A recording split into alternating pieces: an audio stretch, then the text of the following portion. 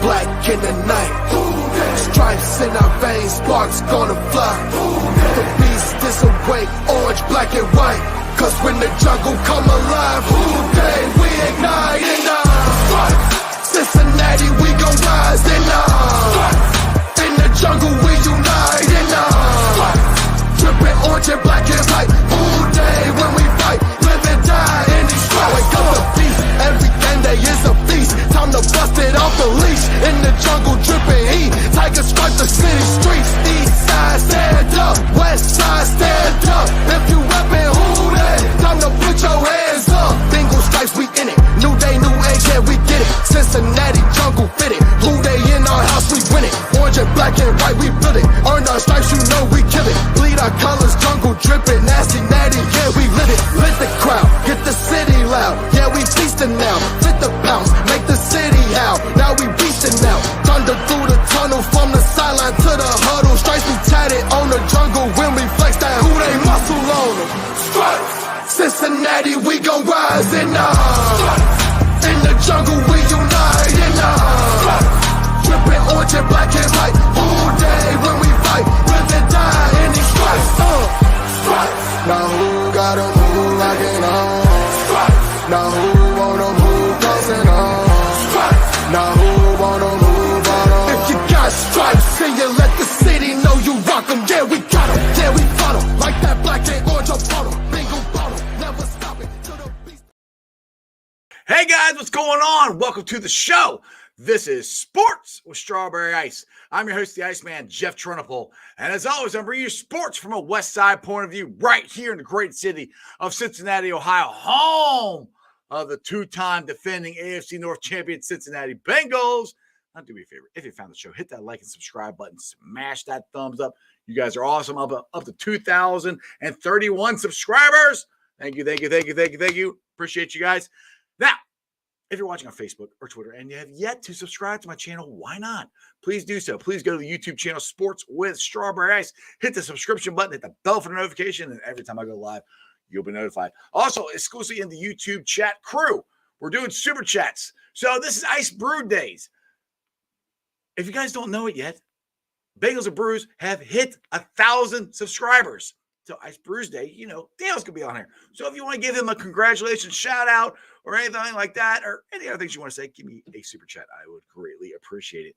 And as always, I'm coming to you live from the Ice Cave. The Ice Cave is brought to you by T Properties. T Properties, quality housing for quality people. Check out the website at www.tpropertiesllc.com for all your rental property management needs and your rental needs. And of course, we are brought to you by Jackpot Joey 9. We got the gear, we got the beer, we got everything. There it is. So if you guys haven't had the delicious award-winning Jackpot Joey beer from Brink Brewery, I suggest you guys go check it out. And if you guys want any of the cool new Jackpot Joey merchandise, go to jackpotjoey9.com. It's a lot easier. Take your credit card information. We'll take care of it there. And remember, portions of every purchase, every single thing money you put in there, portions of that go to the Joe Burrow Hunger Relief Fund and the Joe Burrow Fund. Excuse me. So we are on our way to Buffalo. Well, I'm not physically on our way to Buffalo. I wish I was on my way to Buffalo. It's $300 for tickets. That's the cheapest I can find. So we are going to be doing a Jackpot Joey watch party this Sunday at RJ Cinemas. Game's at 3 o'clock. I suggest you guys get there around 1, 2 o'clock. Have some fun. It's going to be a huge movie screen. Jackpot Joey beer will be flowing. We're going to do halftime giveaways. It's going to be a lot of fun. So if you guys don't know where it's at, go to my Facebook page. I created an event there. All the information is right there, so make sure you go check it out. What's up to everybody in the chat crew? We got Strangers First, Nicholas, Crypt Keeper, William, Ken, you're in there. Ken is blowing it up. He's already left like 25 comments. Pork Chop is in there. What's up, my boy? Pork Chop, I'll try to – you come to RJ Cinemas, I'll get the drink from you. I was over in Lot B a lot, so I'm sorry I missed you. Greg is in there. Who else we got there? Kid, my boy Haas is in there. Ken's in there. Sherry, William, Robbie, what's up? Kevin's in there from North Carolina. Rick the Rock's in there. Amy Holmes is in there. Crip, I already said you. Yeah, I think that's everybody. Anyway, let's get this celebration started because I'm so proud of these guys. They worked their ass off to try to get to, and it's not easy to get to 1,000 subscribers. So give it up for my boy Dale from Bagels and Brews. Woo! There you go, baby. I think I dozed off during that 20-minute intro. Hey, I was hyping you up, brother. Hyping you up. I know. What's up, man? Congratulations. Thanks, man. That's pretty cool. Pretty cool accomplishment. It wouldn't happen without you and all the people in the chat and just everybody that supported us. Appreciate it so much. Absolutely, man. It's been a fun ride. You guys got there and a good time. And now you're going to be doing a giveaway. Are you doing that tonight? Okay, I know you're doing a show at 7 o'clock because I'm going to be on there with you. But are you doing that tonight? No, the show tonight was more last minute thing because we still need a bunch of hours to be monetized. So I'm like, damn, I might do a show every day this week. But we're going to do it Saturday. Thanks, brother. We're going to do it Saturday because I want everybody to be able to screenshot that they've subscribed. People that have been here, subscribed already. Or if new people want to, that's cool too. But just, we want to try to get as many as possible. Because when I went on YouTube, out of right before we hit 1,000, it was showing 280. Because if you're not set at public, I can't see that you're a subscriber if your YouTube's not set as public. So I'm like, damn, we got to find a better way. So Twitter, I've already got a couple hundred names written down. I'm just writing them as I go, that way. And I'm putting a number beside them, and then we'll do a number generator on Saturday. And whatever number, that'll be a name beside that number that comes up, and that'll be our winner. Sam Hubbard autographed jersey. There you go. That is awesome, dude. All right, so we had a great win this Sunday, and we celebrated it like crazy the other night. Now we're moving on to Buffalo. We still keep celebrating the win, but we got to kind of turn the page and kind of go to Buffalo. Now we, unfortunately, have offensive line issues. I don't know if Jonah's going to play or Kappa. He said they're day-to-day. I'm kind of thinking they're probably not. Now, I'm not really worried about the right side. I think the right side did fairly well. Now, it's not, Collins, and it's not Kappa. But Jackson Carman, what's your thoughts on how he played? I don't think he did awful. I mean, he looked better there than he looked at guard anytime last year, I think. I don't know. I'm curious to get some other people's thoughts. Like Thursday, I know we're going to Parker Blake on and get his thoughts a little more in depth. I haven't really looked at PFF stuff yet to see what his grades were. I mean, it seemed like he held up decent, but I don't know. Him on the road in that environment, in that atmosphere, he seems like kind of a head case anyways, in a way. Just, not completely shitting on the guy, but he's had some issues, and it seems like if something goes wrong, he fucking spirals. So I don't know. Yeah. I don't even know if he'll be the starter because I could easily – this is something that I said to Joe Goodberry earlier on Twitter. I said I could see them elevating Prince from the practice squad and putting him at right tackle like they kind of talked about. And right. I could see them sliding in Adeniji as left tackle because, I mean, he played that in college. He did both, but he's played left tackle too. So I wouldn't be shocked if they went that route, but Carman didn't do anything that would say, oh, he can't go out there and at least hold up. Right. But it'll just – I don't know how much faith the coaches have in him, so I'll be curious to see what the plan is. Yeah, my issue or my concern, I'd say, with flipping Adeniji from right to left is just he's doing good there now. He's had a full game in it. Him and Sharpie had a full game together, already working together. If you start moving everybody around, that you have more parts that they have to try to work together instead of just having one. So I'll look at it this way. I think it's going to be Carman because if it was going to be Prince, Prince wasn't activated. He's still on the practice squad. So I think Carman has shown them something, in the last couple of weeks or whatever to get that spot. Because, there was games where he didn't even dress and he was dressed, the other night. So that's why I think my personal opinion, I think it's going to be Carman if Jonah doesn't play. Go ahead. There was a lot of surprise that Deontay Smith wasn't in because we all thought he was the backup left tackle. So the fact that he was active as far as I know, right? I'd have to look that up. I kind of think he wasn't, to be honest. Oh, okay. If he wasn't active, then that's a big difference. Obviously, they didn't put him in if he wasn't active, but if he was active and they put in Carman over him, that's just kind of surprising to me. Now, one thing we have to realize, now I asked Richard Skinner this yesterday. I still think this offensive line with the three guys we got is better than what we had in the Super Bowl last year. I still think that. I mean, I'm not going to say it's like way better. I mean, it might be like, a little bit better, but it's, it's at least, it's at least, I think, a little bit of an upgrade. I don't know. What do you think? You got Ted Karras in there. I think we had such a small sample size and we're playing such a good defense that for me, it's like the Ravens have a really good defense. No matter who was in there, they were going to make some plays. They were going to get some pressure. They were going to dial up some things. So I don't know. I think it's such a cop-out answer, but I think we'll know more after Sunday. Yeah, exactly. We'll find out during the game Sunday. I think in the first quarter, we're going to know pretty quick. Okay. Right. Now I have a question for you, and I asked you and Derek this during the game. The fumble in the jungle is what I'm calling Sam Hubbard's streak.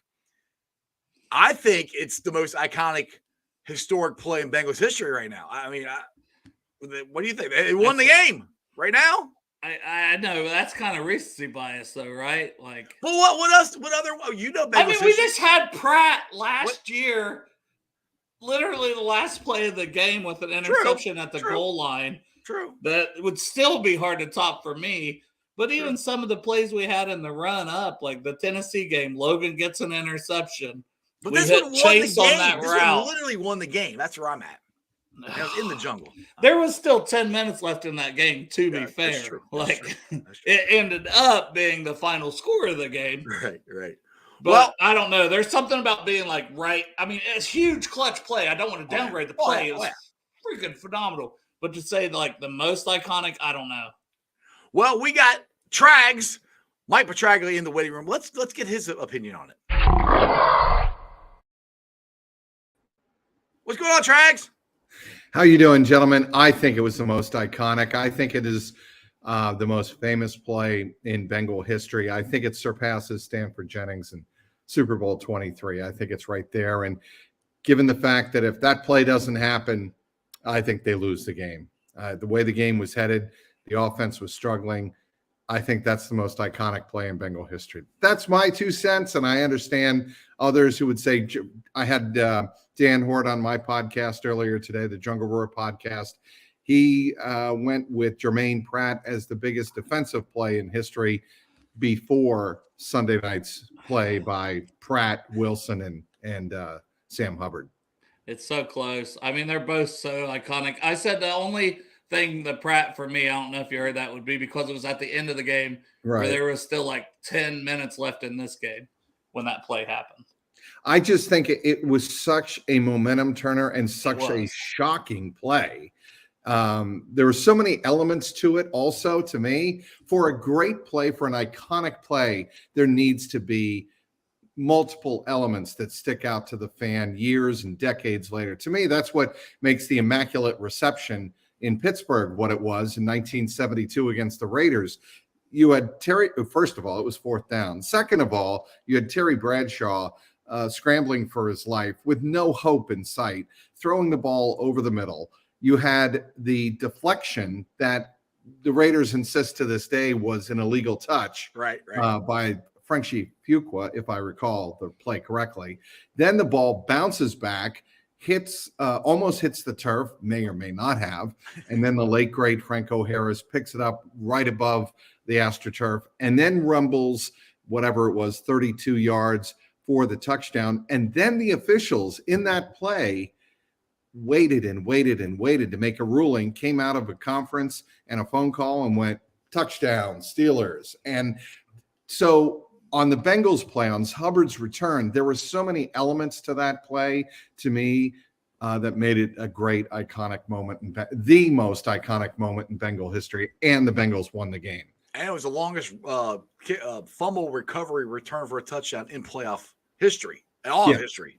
So Andy Russell, while we're talking about the Steelers, and I know you hate to do that on this podcast, and I did grow up in Cincinnati. I grew up a Bengal fan. This is full disclosure here. Right. But Andy Russell in 1975 had an epic return against the Baltimore Colts of about 91 yards as the Colts were going in for a touchdown that would have given the Colts the lead in the divisional playoff. Andy Russell picks up the ball in very much the same fashion that Sam Hubbard did. Russell's was off the turf, and Hubbard's was out of midair, of course. But Andy Russell rumbled, I think it was 91, 92 yards for the touchdown, and they still talk about that in Pittsburgh to this day. That's the play, by the way, that came to mind when I saw Sam Hubbard, racing down the field. Sam Hubbard's a lot faster than Andy Russell was. Well, I'll put it to this way: the immaculate reception. This is why when people were saying we're gonna name it the immaculate deflection or the immaculate, I'm like, I don't want any. I don't want immaculate anything in it. No, fumble in the jungle. Yes, yeah, rumble in the jungle. Yeah, fumble in the jungle. I love it. And that's the thing. We didn't have a nickname for the Pratt interception, so Trags is probably right that it'll go down as the most iconic, but I don't want to have recency bias, so I'm still really high on that Pratt. Yeah. It was huge. Now, if we go win the Super Bowl after this, especially, then there's no question. Wait. No. We mean if we speak things when we win the Super Bowl. When the Bengals win the Super Bowl, here's what I think. When the Bengals win the Super Bowl, I think we're going to be looking back on several plays that may not be as wild and crazy as Sam Hubbard's, but that will be legendary and certainly memorable. Last year, we had obviously Jermaine Pratt, but we had the 2 field goals. We had the Logan Wilson interception in Tennessee. I believe you were talking about that right before I came on. And obviously Jesse Bates and Von Bell collaborating on the interception in overtime in Kansas City. Yeah, it was awesome. So many. So Ken, Ken is blowing the chat up. He's asked 25 different questions, different statements. So I'm not ignoring you, Ken. I don't know which one to start with. You said something about why was Joe in shotgun, I guess, in the 2-point conversion. What is your thoughts on the 2-point conversion that worked out? I mean, he got T. Higgins in the end zone. So it was going to be a pass all along, I think. That's why you go in the shotgun. Yeah, for sure. He was going to scramble and do what he does. And it's worked out so many times where he scrambles, and T usually seems to be the most beneficial on those in the 2-point conversions. Yeah. Exactly. But Ken, in the chat, narrow down to one question. I know you're being, but we can't go back to all of them. So what? I know you're trying to be realistic, but I didn't see it. I don't even know what all of you said. You typed so many, so I can't even get to, because Crypto, you're gonna get the Ken's questions. Like, he wrote like 50 of them. I don't know which one to start with. Well, let's start with your article that you got out today, Trags, and I love this. Joe Burrow wants to remain a Bengal for life, and wants Zach Taylor to be his head coach the entire time. What does that statement say about Zach, and what does that mean for Bengals history? I would say stability. And I think when you talk about, it's one thing to like your coach, and clearly Joe Burrow does like Zach Taylor, likes his style, but it's another to respect that, to experience it now in his 3rd season in Cincinnati, and get the feeling, the vibe that Burrow has, that Zach knows what he's doing. He's not just a good offensive coach. He has the kind of management style that Joe Burrow loves. Mm-hmm. It's pretty much, here's what we'd like you to do. We want your input. If you're not comfortable with something, come see us, and we'll see what modifications we can make. And I don't think Joe will abuse that privilege, and he hasn't so far.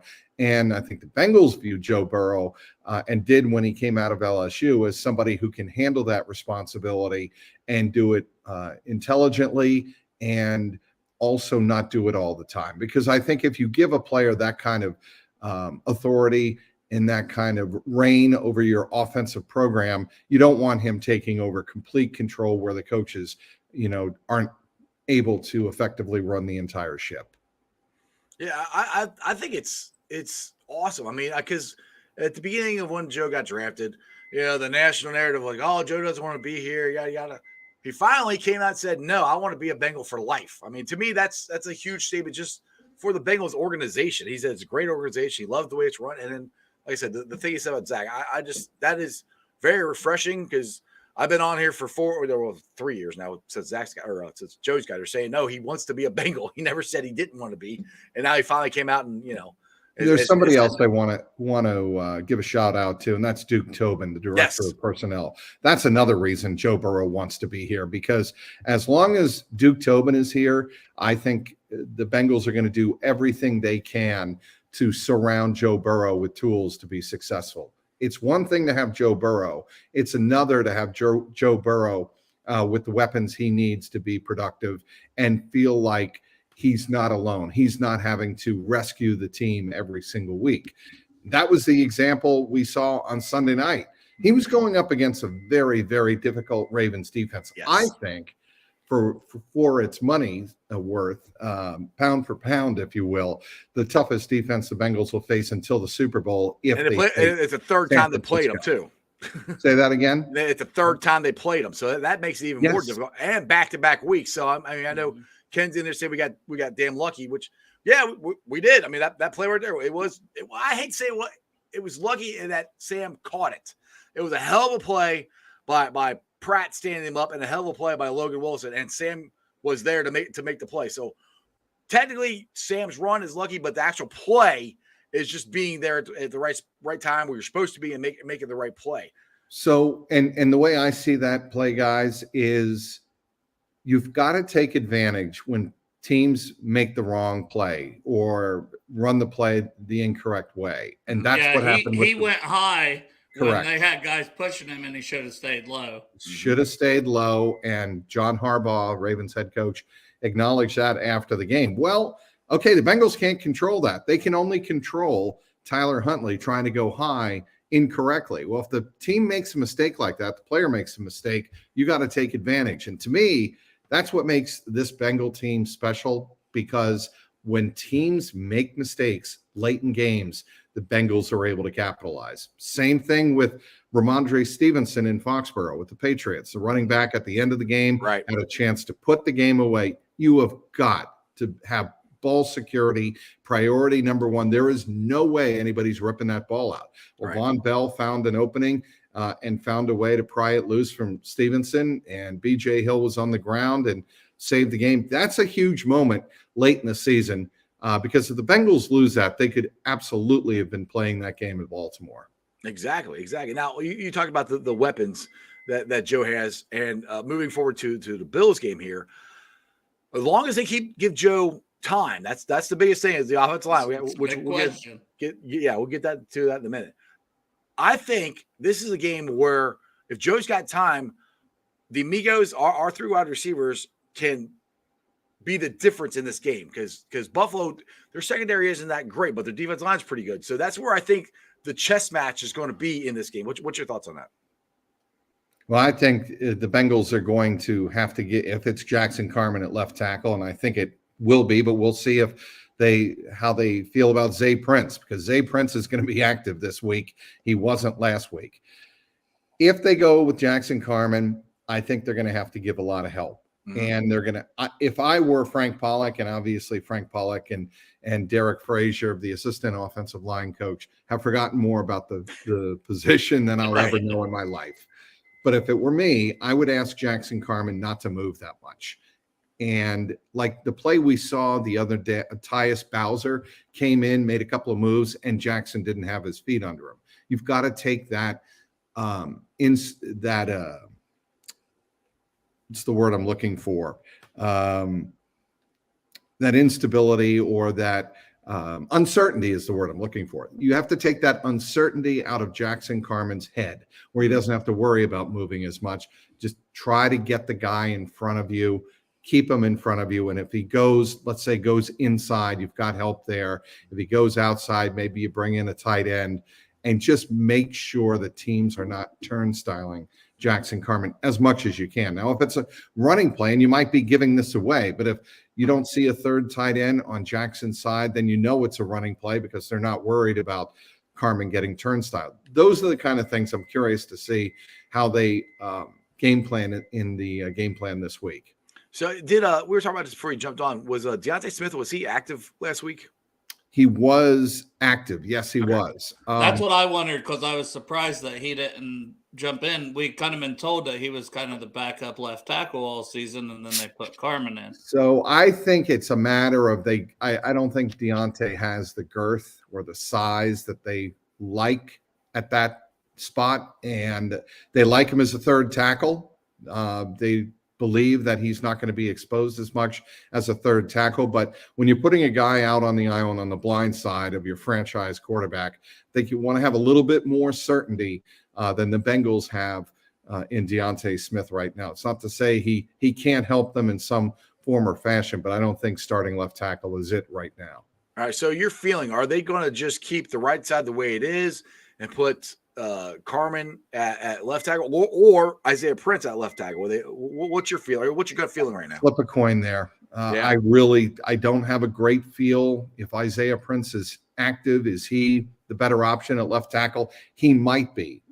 I also subscribe to the theory you want to disrupt as few positions as possible. So in other words, you don't want to have swap Hakeem Adeniji, put him at left tackle, and then have somebody new at right tackle. Then you run the possibility of having 3 new guys at different positions as opposed to 2.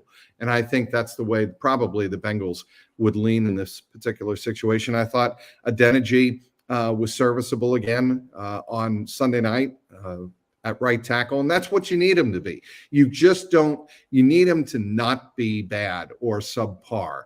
That's what the Bengals need from their offensive line. I think Max Sharping was solid. I'm not saying spectacular, but solid. And a hell of a pickup he was. Very much so. And when I say Duke Tobin doesn't get enough credit, he's one of the guys I'm talking about. Duke Tobin, with him this year, and BJ Hill last year, in the Billy Price trade with the Giants. Huge pickups. Absolutely. And I think Max Sharping will be fine at right guard. I mean, maybe the Bengals get a boost and get Alex Kappa back perhaps for the Super Bowl if that is the case, but we'll wait and see on that, guys. But as far as Jonah Williams is concerned, I think they got some good news with him being week to week with a kneecap being dislocated, because obviously Jonah went through that same injury midway through the season. Right, with the other knee. So if they can put the knee back together, as crude as that sounds, and then let the inflammation and the swelling go down, maybe they do have a shot of getting him back perhaps for the AFC Championship. We'll see. I can't see him playing this week, though. That's where I'm at. I would be surprised. I'm hopeful, but I don't see it. Now, Greg puts his comment up here a lot, and he said run 12, 13 personnel to start the game like the Panthers game and set the tone right away. What's your thoughts on that? I like it because I think with the Bills, you can run against them significantly better than you can the Ravens. The Ravens have a very stout run defense, and the Bengals were able to break off a couple of runs, gap scheme runs early in that game, but then it kind of dried up. I think the Bengals have a chance to do a little bit more of that, and we saw it in that Monday night game that really complemented the passing game very well, I thought, before the Damar Hamlin incident took place. I think you could see a lot of that. Certainly an effective run game is one way for the Bengals to counter their offensive line being as disrupted as it's going to be going forward. Now, this is a question everybody has brought up, and Kenny kind of put it in there. He said, imagine if they would have signed Whitworth. How was that really a thought? I mean, was it really not late in the season? No way. He had lost 60 to 65 pounds, not in game shape. I mean, it's kind of silly to hear that, the possibility thrown out there. I mean, he's not Gronk. Gronk had not lost that kind of weight, and a left tackle position requires a lot more physical hand-to-hand combat. Certainly the way Gronk played tight end, there was hand-to-hand combat. I'm not saying that. But when you're talking about Gronk coming back mid-season like they did in New England and Tampa Bay, and, that theory was thrown out there a little bit with the Bengals, I think, last year. I don't think it's realistic at all to think that an offensive lineman can just come out of retirement and, down 65, 70 pounds and expect to play at an elite level in a playoff game. No way. Crypt Heber here is giving me a shout out. It says, Mr. Trags, you're the real deal, sir. I read and watch your stuff all the time. So just I talked about your article. Tell everybody where you're at in your podcast. You mentioned a little bit of that. Well, say that again. Tell everybody about your podcast and your where you write that. So You can check out the podcast wherever you download your podcast on Apple, Spotify, Google. It's the Jungle Roar podcast. You can also click and subscribe on my Jungle Roar podcast YouTube page. Not only do you have the podcast there, you have a lot of post-game sound, pre-game previews throughout the week. There's just a lot of content up there. I love to provide as much insight to Bengal fans and Who Dey Nation as possible. So that's really where you can get my content. And editorially, I have a column out today, the one you have already mentioned, on clnsmedia.com. Joe Burrow wants to be a Bengal for life, and Zach Taylor explains why he's not alone. So that's up there. That's the latest up there in terms of columns on the CLNS Media website. Yeah, I haven't got a chance to read an article yet. I'll do that, but I do really enjoy all your articles. You do a really good job out there. Now, Ken here. That, no problem, man. Hey, and I'm not saying I can come on my show all the time. I really do like your stuff. So I'm not just blowing smoke here. Ken wants to know. He said, "Okay, so who's the left tackle that's out there then?" There isn't one. People ask this, like, who can, like, it's the end of the season. If there was, okay, I'm kind of answering the question. You can answer it too, but people irritate me when they say this. Well, who can we get off the street? Nobody. If there was anybody that was good, they would be playing on an NFL team. Or they'd be signed to a futures contract. Right. By other teams who are now allowed to do that. Right. It's just, you have to deal with the roster you have, and you hope your general manager, Duke Tobin, in this particular case, has done a good job of stockpiling talent, both not only on the active roster, but the practice squad as well. And, a lot of people don't pay attention, Iceman, to the value of the practice squad throughout the season. Mm-hmm. It's a big deal. I mean, I have the roster right in front of me. Right. Give me a second. I just printed it out today. What I like to do is I print out depth charts, because you never know who's going to play and not play going into a particular week. So I like to have all of the names in front of me. But for instance, in this particular case, you have Zay Prince, who is an offensive tackle. He's on the practice squad, yet to be activated, or elevated, I should say. So I think he will be elevated this week. I think that's a no-brainer for Buffalo. You also have Nate Gillum. He is also on the practice squad. And if you're the Bengals and Duke Tobin, you just want to make sure you have enough bodies, 3 to 4 prospective tackles who can go in there and play. And maybe in some cases you have 5 guys who could actually play tackle when you throw in swing positions between guard and tackle. Mm-hmm. So I think the Bengals are going to make do the best they can, and hope they don't suffer any more catastrophic injuries along the offensive line. Right. I've got a question from Crown. He goes, does Bobby Open Gate Hart still play for the Buffalo Bills? I can look that up right now. I think he does. I can't tell you for sure. I think he does. I don't know I don't know for sure, but I think let's see. Bobby Hart on the offensive line. He does indeed. He is the backup left guard. There you go.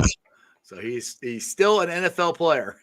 Yes, he is, and he is. He's actually Iceman. He's on the active roster, so he could see playing time on Sunday if somebody goes down. Hey, like Ken says, I just want us to win. Oh no, Bobby Hart curse. Hey, we are breaking all the curses. So yes. That's happening. They broke the quote unquote Chris Collinsworth curse Sunday night. But so what is like going into Sunday? Do you know? Somebody said on the chat that they think it's going to rain. Yeah, I hope it just doesn't snow, because that's the one thing that's really, I think, could give Buffalo a bigger favor. Do you know what the weather is? There's supposed to be precipitation in the forecast, upper 30s. So I don't think it's going to be snow. The rain concerns me a little bit more because of the slippery nature of the football when the balls get wet. And obviously, having covered the New England Patriots, I know what happens when wet weather comes or cold weather comes, and people freak out with the footballs and might adjust the inflated nature of the football. Right. Nature of the football. But anyway, I've heard that before. Yeah. So I would prefer the snow over the rain because I don't think the snow would be as bothersome when you're trying to throw the football. The rain being slick, I think it would make it a little bit tougher for Burrow and Josh Allen, for that matter, to throw the ball in the wind. The wind, to me, in all my years covering Patriot games in Buffalo, the wind's the biggest factor. And Bill Belichick always used to point that out. He said, I don't worry so much about the rain or the snow or the ice. I worry about the wind because it's an open air stadium and there's really nothing blocking the wind from coming in there and swirling. And obviously, every football fan, I think, remembers the first time that the Patriots and Mac Jones played on the road in Buffalo in 2021. Yeah. There was 25 to 35 mile an hour winds throughout the day. And Mac Jones threw, I believe, 3 passes, something like that. Right. It was all run. And the wind is the biggest factor to me in my history in covering games in Buffalo. All right. Now, William here says we could have the AFC Championship in Cincinnati if Kansas City loses against the Jags and the Bengals beat the Bills. This is true. We have home field advantage. Now, what are the I really wasn't giving Jacksonville that much of a chance, but after what I saw last week and Trevor Lawrence coming back for 4 interceptions and they coming back for 27 points, I mean, they got to go to Kansas City and play. We know it can be done. I hope it happens. What's your feeling on that? You think it's gonna be Kansas City? I think it's Kansas City, but Doug Peterson has his teams playing loosey-goosey. Obviously, used that formula to get the Eagles to the Super Bowl in 2017, Super Bowl 52 in Minnesota, and beat Tom Brady when Tom Brady threw for 500 yards. Break out that formula again on Sunday at Arrowhead, because I think Mahomes is going to be throwing the ball and doing all sorts of things all over the GEHA field at Arrowhead. Kansas City is going to put up points, but what Saturday night in Jacksonville showed me is Trevor Lawrence, even throwing 4 interceptions, is not going to waver. Doug Peterson is not going to waver. Right. They are not going to be intimidated no matter the scenario that happens. And for that reason, I think it's going to be a closer game than people expect. I think there's a chance Jacksonville wins if it's close in the fourth quarter.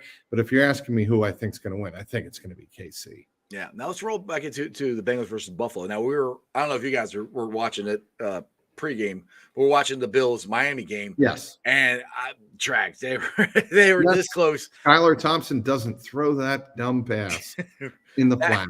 Oh, we're that close. And just checks down to a screen. Miami probably wins the game. Right. So that's what gives me hope because we're better than Miami, even with our offensive line issues. I agree. And if Josh Allen turns the ball over in the red zone like he is prone to do this year, because I think losing Dayball, I think has hurt Josh Allen. I don't think he's as careful with the ball as he was when Dayball was there. So that gives me a hope that our secondary is going to have a chance to pick some off, and we've had a very opportunistic defense this year. Well, I'll tell you what impressed me even more watching that game is Josh Allen doesn't take care of the football when he runs. And what have the Bengals been doing this year when a ball carrier exposes the football? They've been going after it like hawks. Yep. And if Josh Allen runs the ball like that against the Bengals, there's going to be at least 2 to 3 times Allen puts the ball on the ground. And if you're the Bengals, that's really what you're hoping for if you get him out in open space, that he doesn't protect the ball. That's one of his weaknesses. It's one of his strengths, obviously, running with the football. He's a tight end. He is an incredibly powerful runner. He can throw the ball downfield 70 yards. I don't think there's any question about that if there's not 35-mile-an-hour winds. Right. And, when you take a look at everything Josh Allen brings to the field, there's a lot to defend, but there are also a lot of opportunities there for the Bengals defense. And I think if you're Lou Anarumo, that's kind of the way you look at it. And we're going to have to rely heavy on the defense again. Let's talk about, we can keep talking about the offense. Let's talk about the defense. Let's give Lou, I call him Ludini. You can steal that. You can write that down from one of your articles. Like that. Ludini and this defense, they're winning us games. The offense always gets the credit. But let's be honest, the most consistent part of this team for the last 2 years has been our defense and that linebacking core. And for years, the Bengals linebacking core was awful. We hit on all 3 of them in one draft, and the linebacking core is unbelievable. The defense is unbelievable. Just what's your thoughts on what Lou Dini's doing and this defense? Complementary football. And I think what the Bengals have really stressed under Lou Anarumo is red zone defense. And I wrote a little bit about it at the end of my column today about the red zone presentations that Von Bell and Jesse Bates lead every Saturday. Mm-hmm. Von Bell handles the low red area, which is inside the 10-yard line, which makes sense because he's more of a downhill run stopping type of safety, whereas Jesse Bates handles, all red zone opportunities inside the 20, which is high red area. Mm-hmm. So I think with Lou Anarumo stressing holding teams either to a field goal or no points at all in the red zone has been critical. It's why the Bengals beat the Ravens on Sunday night. Ravens were 1 for 4 in the red zone. They had the 1 touchdown. They had the opportunity at the end of the game, of course, and couldn't get any points out of that when they got to the Bengals 17. And, of course, they had the fumble in the jungle. So there were a lot of plays that the Bengals defense made inside the red zone and inside the 5-yard line. Let's not forget Von Bell's stop on 2nd down. I mean, plays like that are really what help set up game-changing plays that happen on the next down. And the Bengals have made a habit of making those plays, not only this year, but last year, as you point out. And when you do that, it really gives momentum back to the offense. So I think the Bengals have been playing very good complementary football all year, but the red zone is the biggest strength, I think, of this Bengals defense. Exactly. All right, Dale, what do you think about the Bengals defense? You got some questions here for Trags? I love our defense. No. You should. We're definitely not going to re-sign Jesse Bates. How comfortable do you feel about Dax Hill? He had a couple special teams penalties. I know he's still young. We all trust in Lou. If Lou is still back, I feel more comfortable. If we lose Lou and Bates and Dax Hill. And Pratt probably. So I think the priority is going to be Von Bell because of his signability. Right. You bring back Von Bell. I think they might make a run at Jermaine Pratt. I think you're right about Jesse Bates. I think everybody knows that he ain't going to get the money here. I don't think he's going to get a better deal than the 4-year reported $15 million a year that the Bengals put on the table, and David Mulugeta did not sign off on that of Athletes First.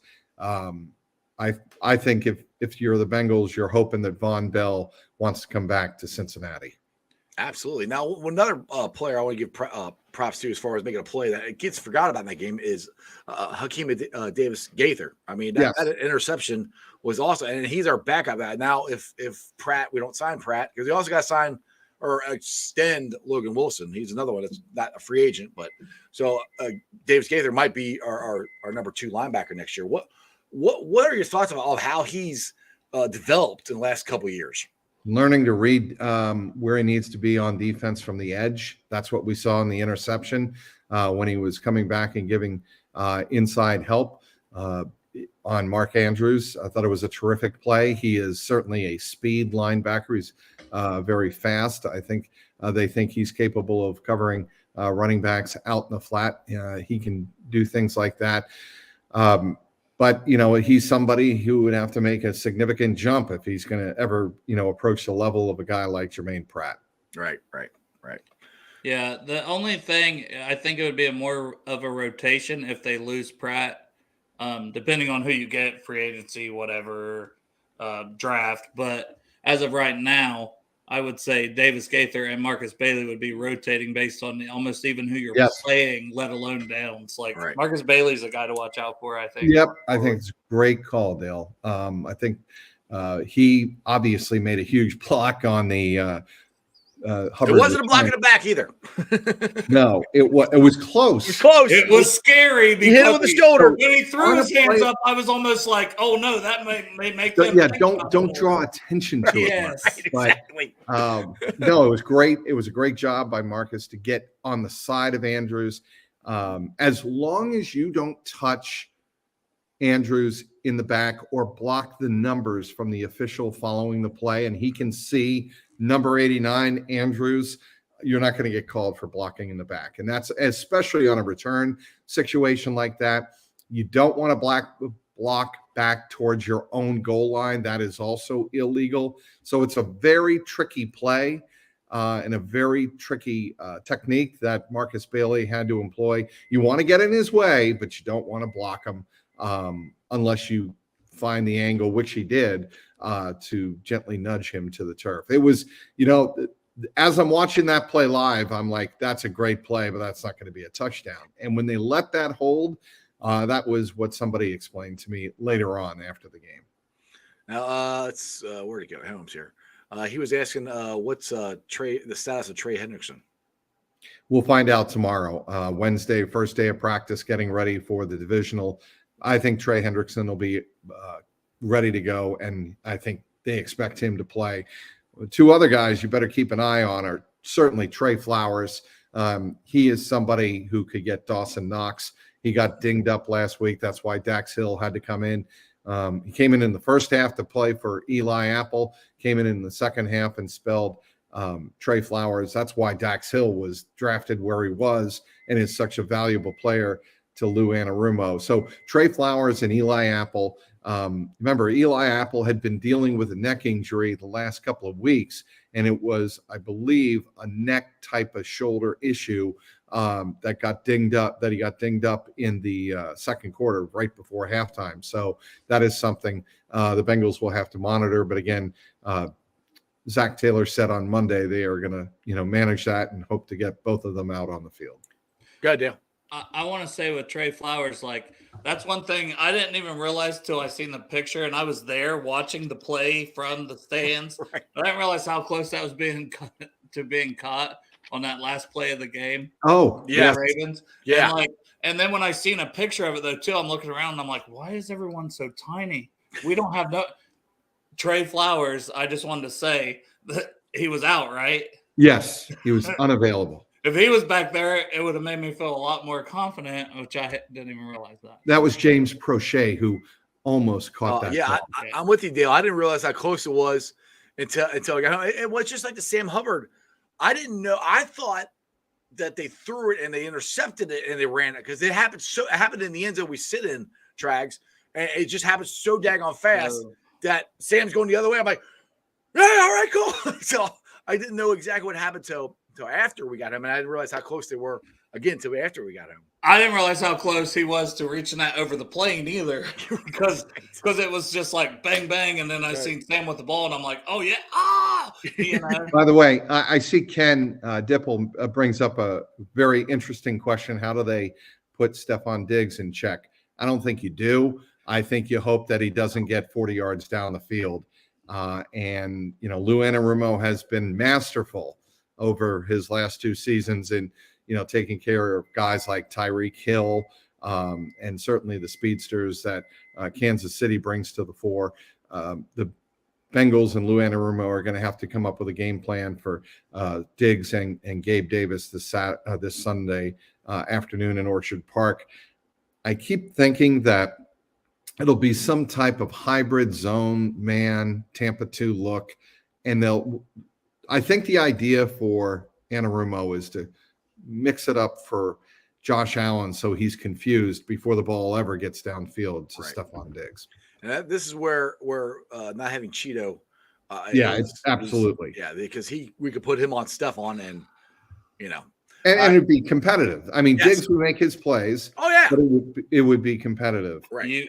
You would be able to control the rest of your game plan around everyone else and allow that matchup to play out. I got a question here from Johnny Paps here. He says, biggest keys to Sunday's game has got to be the play of DJ Reader. Guy has been an absolute force inside all season. Guy is double teamed every play and still makes plays. I think I've said this about DJ. I think he's the straw that stirs the defense. No question. He's the big, because when we didn't have him, we got ran on, and that ran on a lot.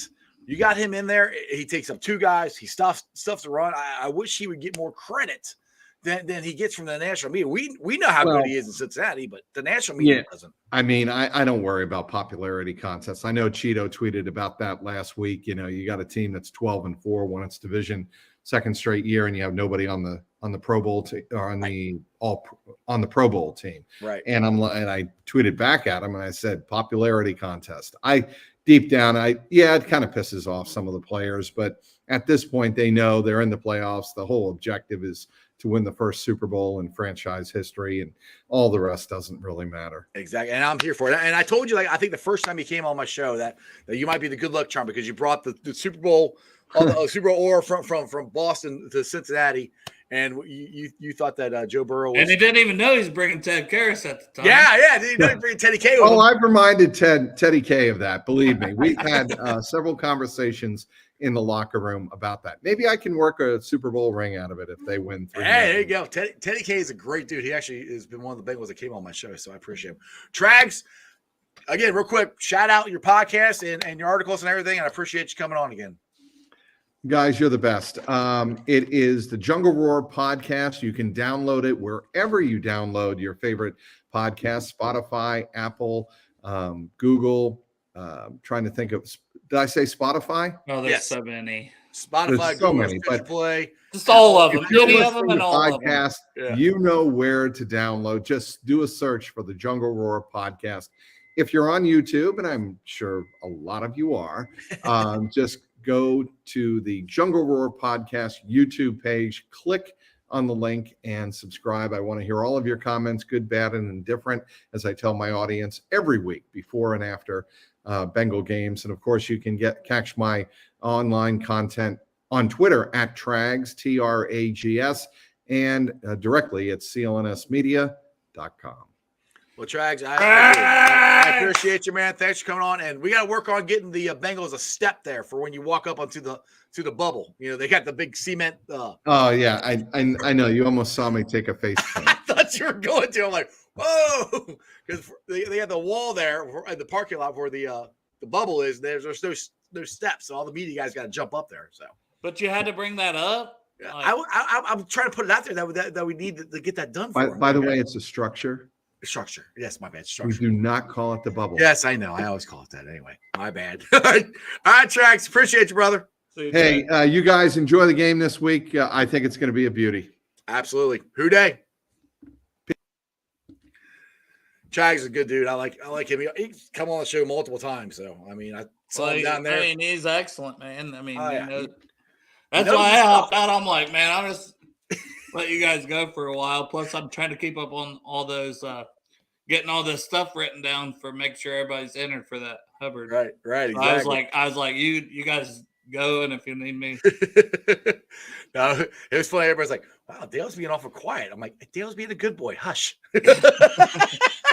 Hey, it's only because I'm doing a show at 7 on Bengals and Brews. So then it's going to be on, baby. Then it's going to be on. I got plenty of time to be wild, you know. I'll behave for now.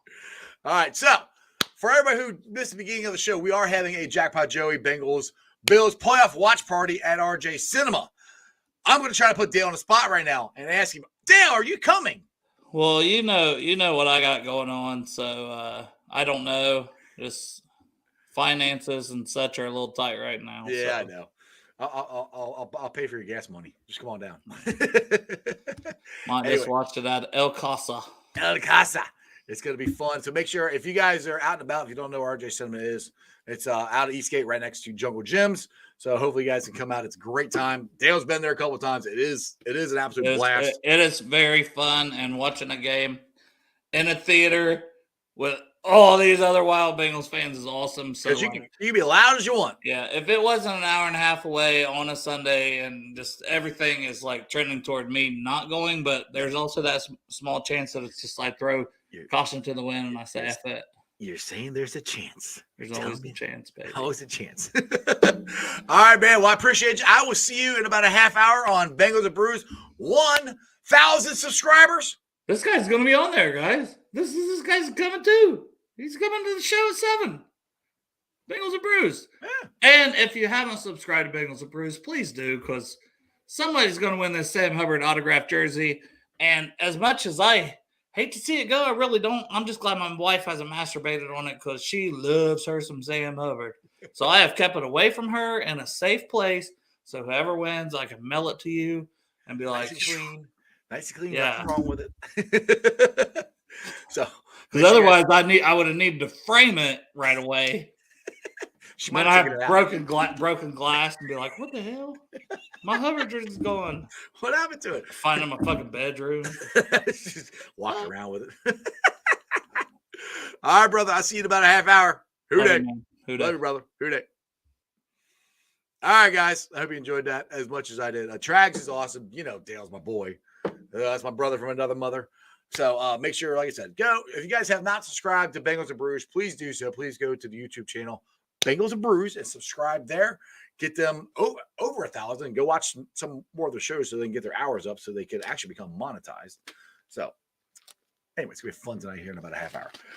Let me get to the Facebook groups that let me live stream, and I appreciate every single one of them. They're Who Day Nation, Who Day Legion, Bearcat Ruckus, Radical Reds, the Ohio State Bucknuts, the Ice Bar, and then you follow me on all my social media platforms, all under Sports with Strawberry Ice. I'm on Instagram, Twitter, and TikTok.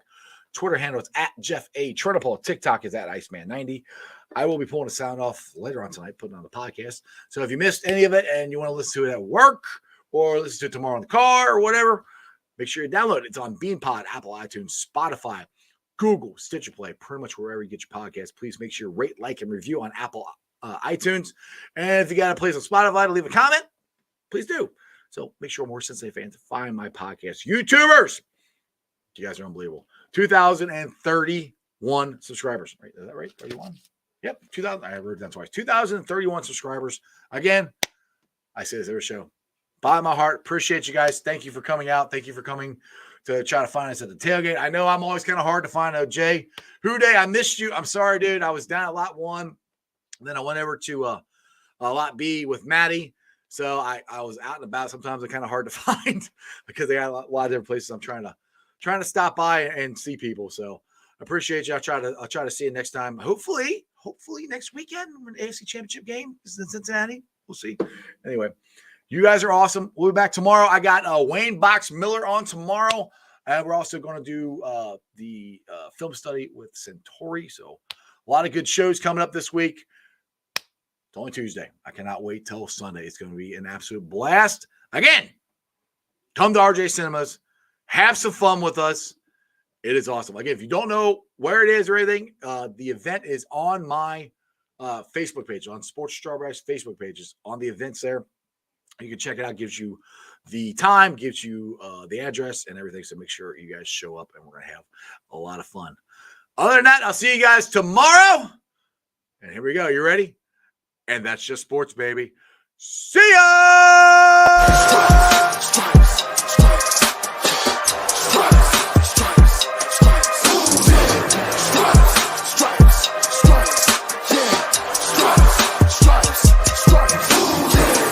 In the day, black in the night.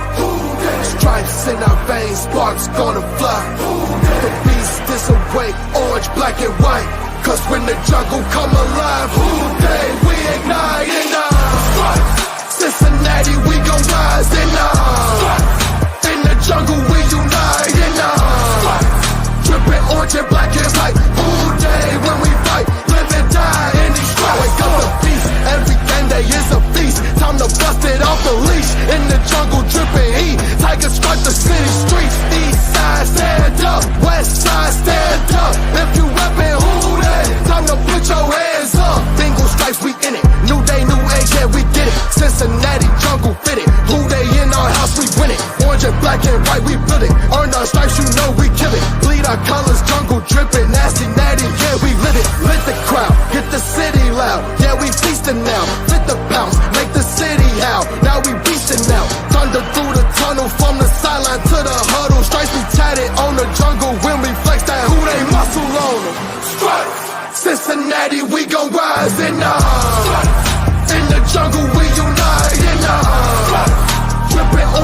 black and white.